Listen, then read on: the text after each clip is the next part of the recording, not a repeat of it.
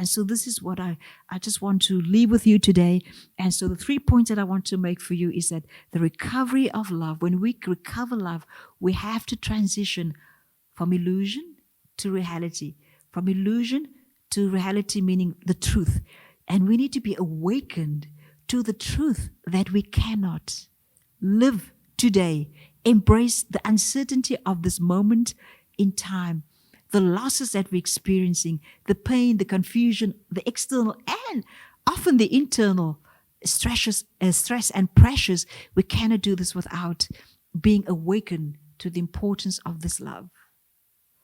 I want that to sink into your spirit, into your mind, that we need to recover and reclaim the places in our hearts where we have closed it to love.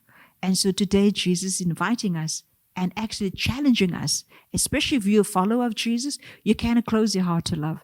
Because when you close your heart to love, you're going to close your heart to many other things. And in my previous devotional, I talked about whatever reason you close your heart, whatever reason your heart has become stony or hard or cynical or critical, you need Him to restore you. And it's in the presence of that love that Jesus can heal and restore you.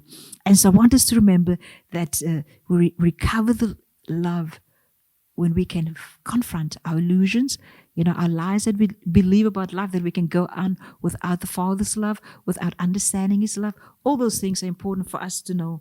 And so this is so, so key. And then the other point under that is that love is the catalyst. It's the catalyst for us to live responsibly.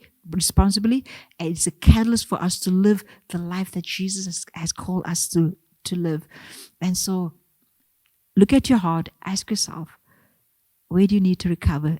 Do you have any illusions about that?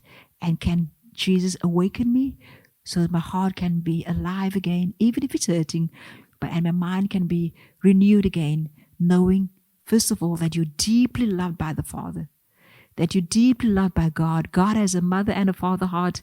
And so we just need to know that today. And I'm going to say it over and over again, because sometimes we don't get it, because we go through life, and when we're hurting, when we're confused, the only thing that comforts us is the fact that God is with us, that Jesus is living within us, and that He will continue to make the Father known to us by the Spirit. And the second point that I want to make to us is that now that we know that He loves us, He says in John 17, the last one, He says, I want you to love each other. In other words, now you have been commissioned to communicate this love story. Now you have been commissioned to communicate the message of restoration, because it's only through love, through this love that God has for us, that we can be restored. Paul, in one of his letters, says, the love of God constrains me, motivates me to share the good news of the gospel. It's not my own agenda. It's not my own thinking. It's not my own strength, because you cannot do this in your own strength. But it's the love of God. When we've been transformed and restored by His love, we will be moved. We will be passionately moved to share this beautiful message of His heart and His compassion and His love. And we will become truly a healing balm, a vehicle of restoration. We cannot talk about restoration without talking about love, without talking about opening up our hearts, having difficult conversations around pain and confusion, because in the presence that He can do that. So the first part, I said that we need to, when we reclaim love or recover love, we need to transition. We are transitioning from our illusions to reality. That now we say, God, yes, we confess to You that we cannot go without You. We need Your love in our hearts. We cannot move without that. The second point that I want to make is, now that we know that you and I, we're commissioned to share the story. Okay? We need to communicate that. And then the third part and the last point that I want to make with you is that the recovery of love leads us back to the Father's heart. I wanted to share the first point, but I just want to share this, the very last point. When you recover love, the recovery of love will lead you to the heart of God. One of the beautiful stories that I always share, and it's a good point to illustrate, a good story to illustrate this point, is when Peter, one of the beloved disciples of Jesus, the one who's going to really be the key communicator of the gospel, one of the key communicators of the gospel. Peter denies Jesus, and Jesus then pursues him. Now Jesus pursues him and recovers. Now we see the beautiful way and how Jesus recovers, or restores his heart. And he tells him 3 times, he says, Peter, do you love me?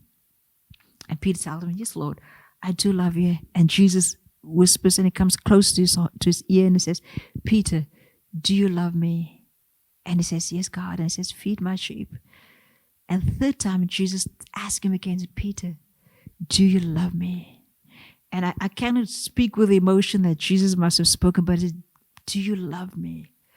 And 3 times he asked him. Remember, he denied Jesus 3 times. So God, he knows how to restore us, but he also knows that our pain cannot go unaddressed. We cannot just go forth and just say, okay, I'm going to be okay now. I'm just going to share the gospel because now I made up my mind to continue. No, we have to go into those places where we have been wounded or where we have actually denied Jesus. We need to go to those places and we need to come and recover love. And so Jesus says, feed my sheep. So what you see here is that the recovery of love leads us back to the heart of Jesus.